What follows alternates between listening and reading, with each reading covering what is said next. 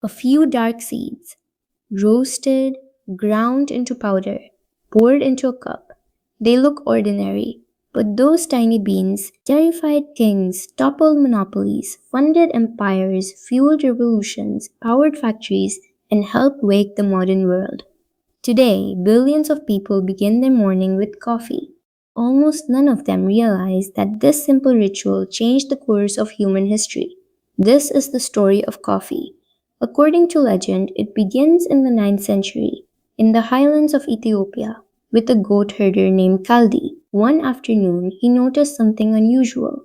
His goats had eaten bright red berries from a wild shrub. Instead of resting, they danced. Curious, Kaldi tried the berries himself. Soon he felt an incredible burst of energy. He carried the discovery to a nearby monastery. The monks, suspicious of anything so strange, threw the berries into the fire. As they roasted, a rich, irresistible aroma filled the room. The monks raked the beans from the embers, ground them, mixed them with hot water, and, according to the legend, brewed the world's first cup of coffee. It's a wonderful story, but historians believe it is almost certainly just that, a story. It wasn't written down until nearly 800 years after it supposedly happened. The real beginning is quieter and perhaps even more fascinating. Long before coffee became a drink, the Oromo people of Ethiopia crushed coffee cherries and mixed them with animal fat. The mixture became small energy rich balls carried by hunters, warriors, and travelers. Coffee first fueled the body long before it awakened the mind. From Ethiopia, coffee crossed the Red Sea into Yemen. There, Sufi monks embraced it for a different reason. Long nights of prayer demanded long nights of wakefulness. Coffee became their companion. They called it kawa, a word that would eventually echo across the world. Yemen quickly realized coffee was more than a drink. It was power. Every bean exported through the famous port of Makkah was boiled or partially roasted first. The beans could no longer grow. No foreign kingdom could plant them. For nearly 2 centuries, Yemen controlled the world's coffee supply. Every merchant, every trader, every empire paid Yemen's price. Coffee spread to Mecca, then Cairo, Damascus, and Istanbul, where something remarkable appeared. Coffee houses. They were far more than cafes. Merchants negotiated deals, poets performed, scholars debated, travelers exchanged news. Ideas spread faster than ever before. Rulers became nervous. A room full of people thinking together could become a room full of people questioning authority. Several Ottoman rulers ordered coffee houses closed. Some people were even punished simply for drinking coffee, but the bans never lasted. Coffee had become impossible to stop.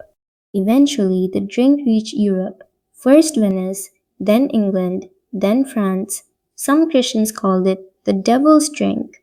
According to a famous tradition, Pope Clement VIII decided to taste it before condemning it.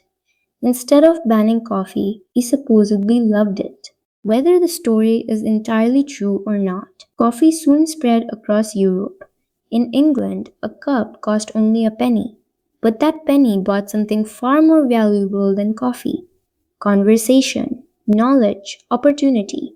These cafes became known as penny universities.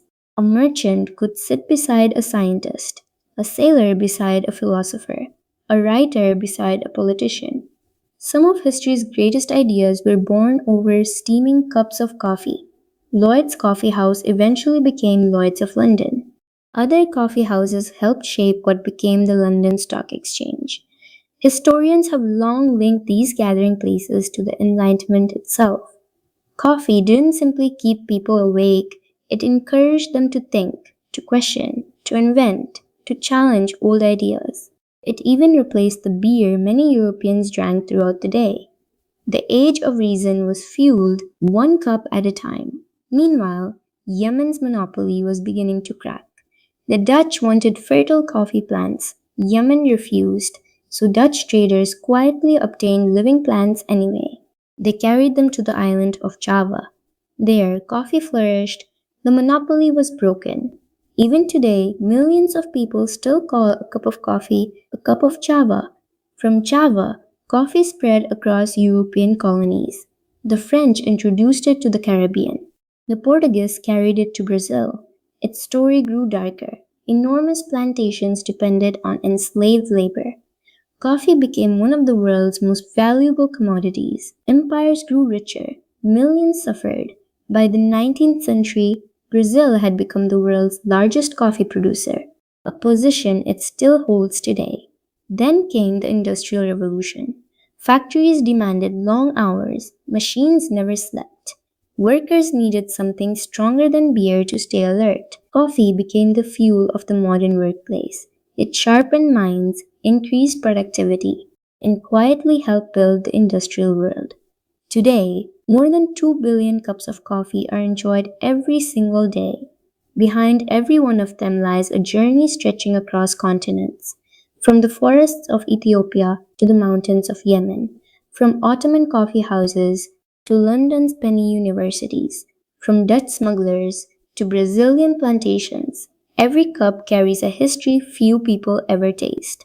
Tomorrow morning, you will probably make another cup of coffee. It will smell familiar, taste familiar, feel completely ordinary, but hidden inside that cup is the story of monks, merchants, smugglers, scientists, empires, slavery, revolutions, and the drink that quietly helped shape the modern world. So before your next sip, take a moment and ask yourself what ordinary thing in your home is hiding a history just as extraordinary.